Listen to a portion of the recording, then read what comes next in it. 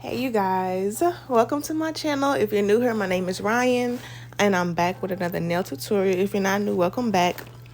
So I recorded my client from start to finish this day. I ended up doing a short black French tip set and she ended up doing her feet to match too. I didn't record her feet, but I will insert videos of how they came out. They were super cute. So the only thing I didn't record, it was me pushing back her cuticles and then using my cuticle bit to remove the dead skin, but I started recording right after that, so you didn't miss too much. But don't forget to do those steps. So I'm just going in with my cuticle nippers and getting all that dead skin off. You want to make sure you're being very careful with this step and don't clip too much. So my suggestion is to just clip the clear skin, the skin that lifts up, the skin that you can see. You don't want to risk cutting your client. So that's what I'm doing here. Don't forget the videos in real time. I left all the clips in real time so that you guys can get an idea of how long it takes me to do a set and how long each step takes as well.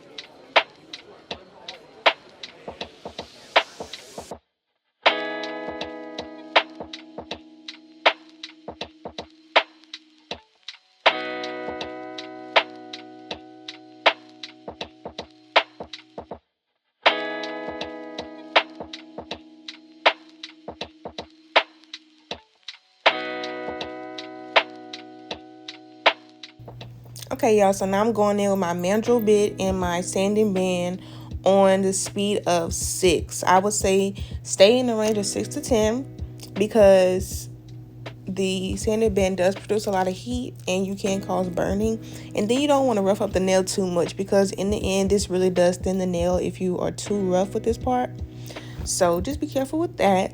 I know they had some controversy on if you should or should not use sanding bands. Since I've been in nail school, my instructor has told me that, by the book, they do not recommend using sanding bands. You should be, I guess, removing the shine from natural nail with a hand file.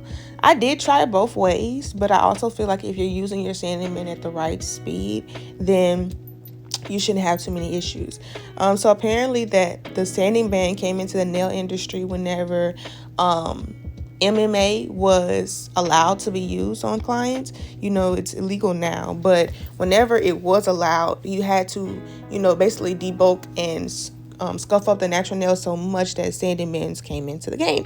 But now, since that's illegal, they want us to go back to using hand files to remove the shine. So it's just a little educational tip for you guys, but just make sure that you're using the drill on a low speed so that you're not producing too much heat.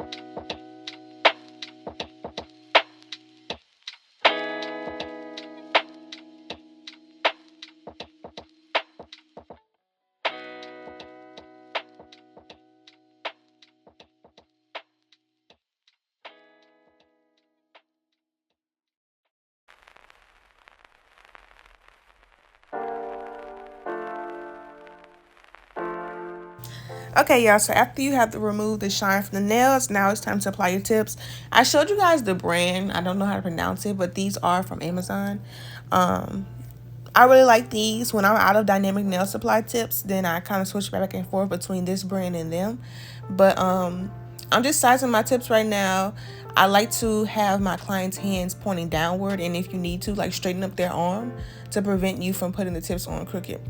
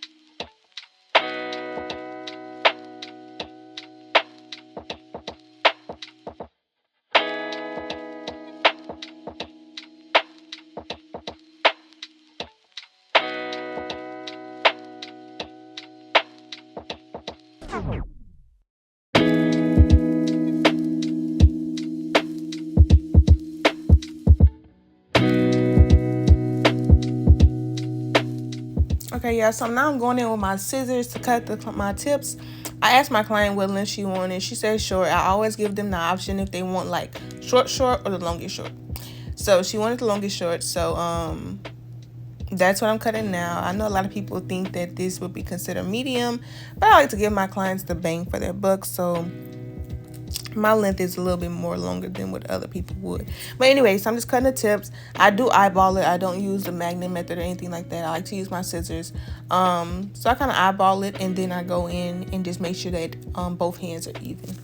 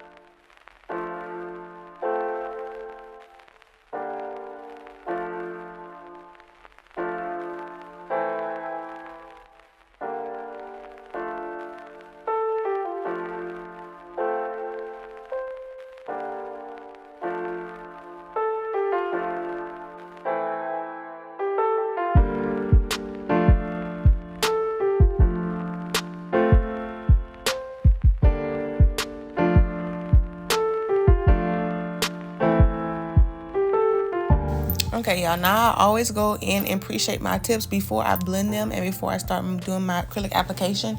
I believe these files are 180 or either 80/80 or 100/100. I don't know, y'all. I don't really have a preference for hand files. I know that sounds pretty weird. I don't have a preference. Like, I feel like pretty much all of them get the job done as far as those three. But I just go in and make sure that the side walls are even with the client's nail beds. So when you're sizing your tips, you always want to use, like, if you have a client's nail that is like maybe one size is too small but the other one is too big, always go in with the tip that is bigger, because if you use the one that's smaller, your nails are prone to lifting and coming off faster. So this step is very important so that you can make sure that the side walls are even. So if you use a bigger tip and you cut it down, then filing the side walls will perfect that for you, so you shouldn't have any issues. So once I do the side walls, I flip my client's hand over and I file the free edge so I can get that nice square look. I do this after I apply the acrylic too. This is how I file my client's nails all the time. So before acrylic and after acrylic, this is the same method I use.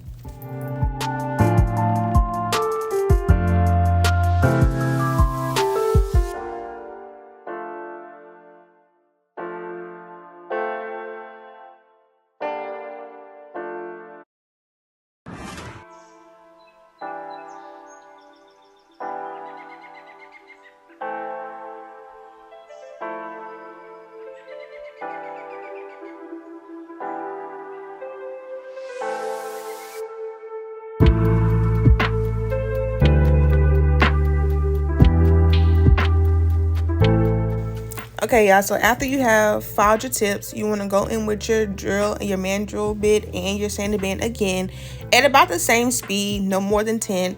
And this is where I'm going to blend in my tips and make sure that the natural nail and the tip that I apply is flush. This also helps with retention, so you want to make sure that you're doing this step. Take your time with it. Don't just rush over it. Make sure that everything looks seamless.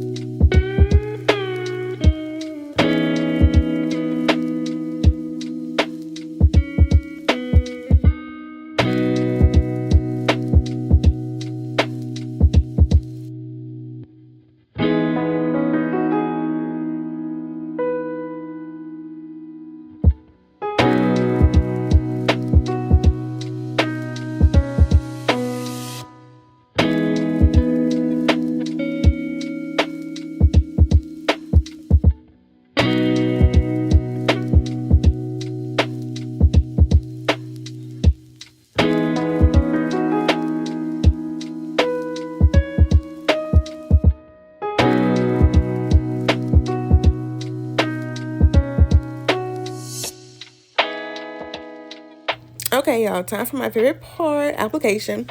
So I had a video that I posted. Somebody commented, they was like, they really wish that I would put my monomer jar and my powder in the camera view so that y'all can see me picking up the powder. So I made sure to do that for you guys. So I'm using Valentino Peaches and Cream today. I used to love this acrylic when I first started doing nails, and I never bought it again for some reason. So when they were having a sale and I was getting some of their cover powders because I don't like the color acrylics from them. But anyway, when they was having a sale, I went ahead and bought some more. So yeah. So another tip too, y'all, I also let my my brush just soak in acetone for a few minutes before I put it in my monomer. I know some people say that messes up your bristles. I've been having this brush for years and it hasn't done anything. So that's what I do. I also go in with 3 products for prep.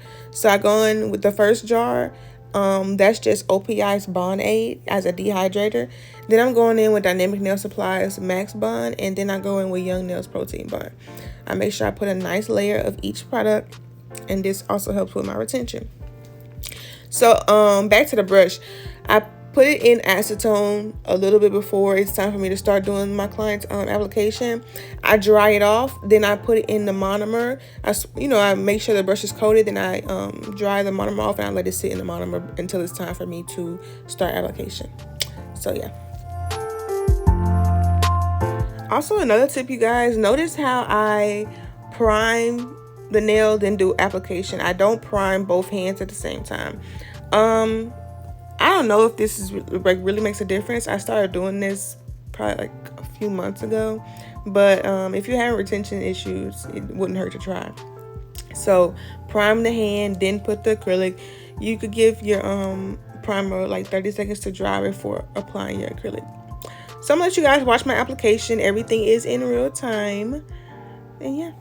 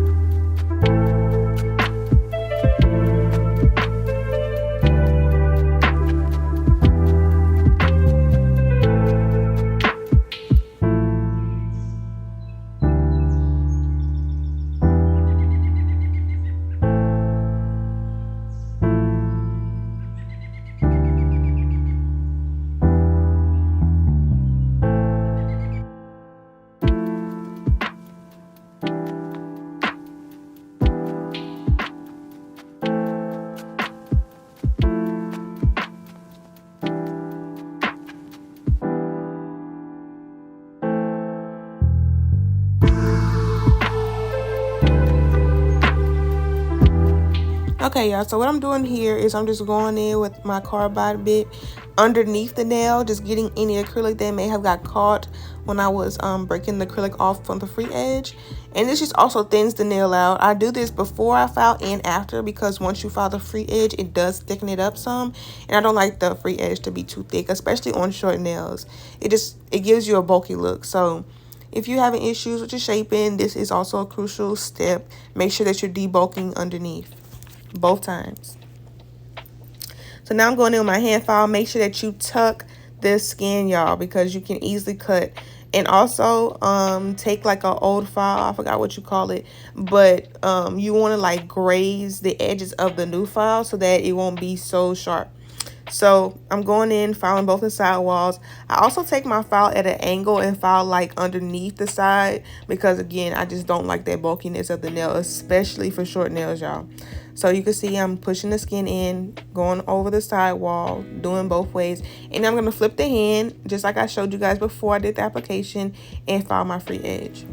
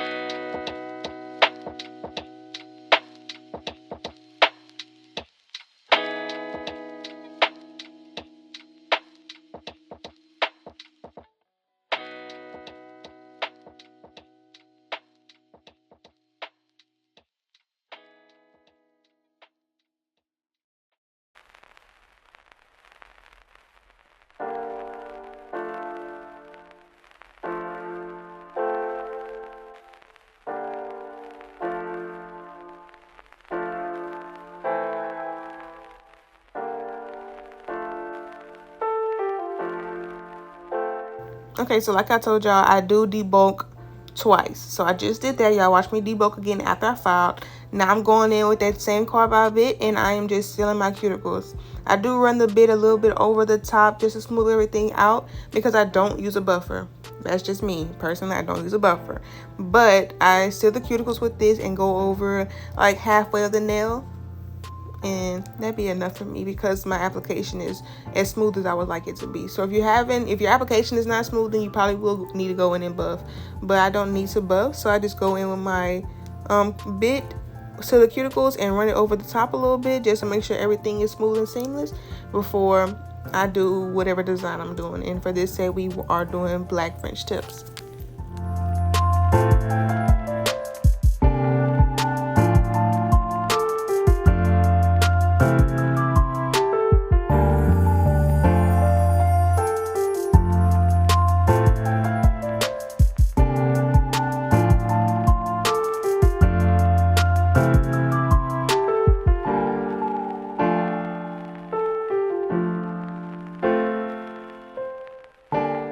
Okay, y'all, so next I'm going to go in with a manicure brush and my young nail swipe. I just go over my nails. This gets away like all the debris and dust from filing and shaping. Just gives me a nice clean slate before I do my design. So I do this on every set. I even do this on acrylic toes. This just substitute for you telling your client, go wash your hands before you do your design. Same thing, y'all.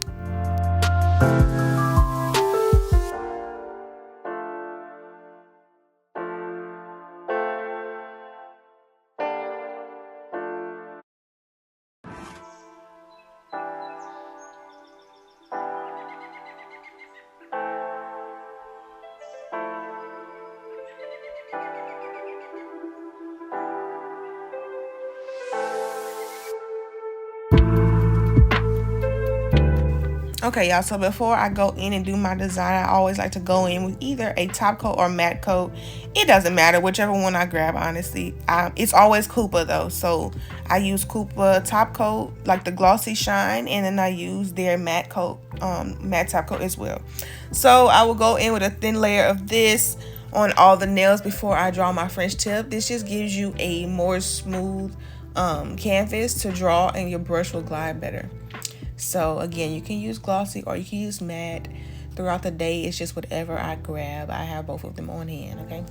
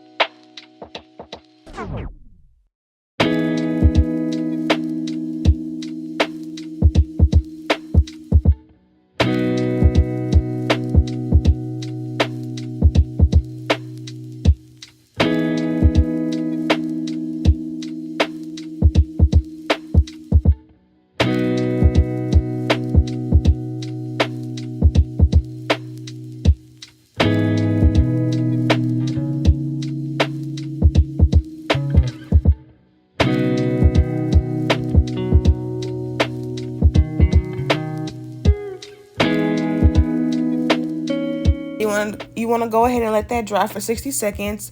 I'm using D&D's black polish. I don't know the name, but y'all can probably see the number 447. And I'm going in with this liner brush from Glitter Bells. I think that's her name. I love her liner brushes. I buy them probably like 3 or 4 at a time. And she's not based in the US, but the shipping is pretty fast. That's how I always remember who it's from. But anyway, I want you guys to just watch how I draw my French tips. I always do deep French tip, you guys. Unless my client asks me for something different, this is what looks the best to me, especially on short nails. I love deep French. But anyway, I go in, I draw 2 lines against the side walls. Then I go in and I connect them and round them off, and then I fill it in. So I'm gonna let you guys watch this. I'll make sure I get close in the camera so that you guys can see the technique. And I let it dry for 60 seconds twice, because black polish, sometimes it gives you issues with curing for whatever reason. So I always dry my black polish twice.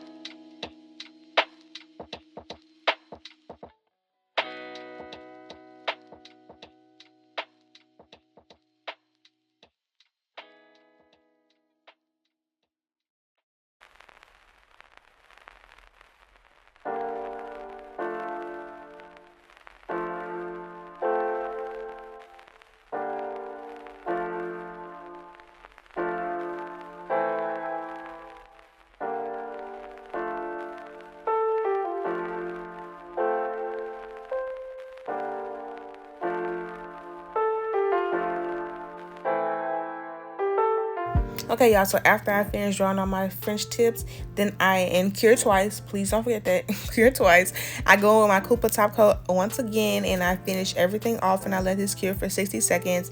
If you want to do longer, you can, but it really only needs 60 seconds. And then that would have been the end of this set, y'all. Apply your cuticle oil, and they look great. I love how black French tips look. And this peach powder really complements black well.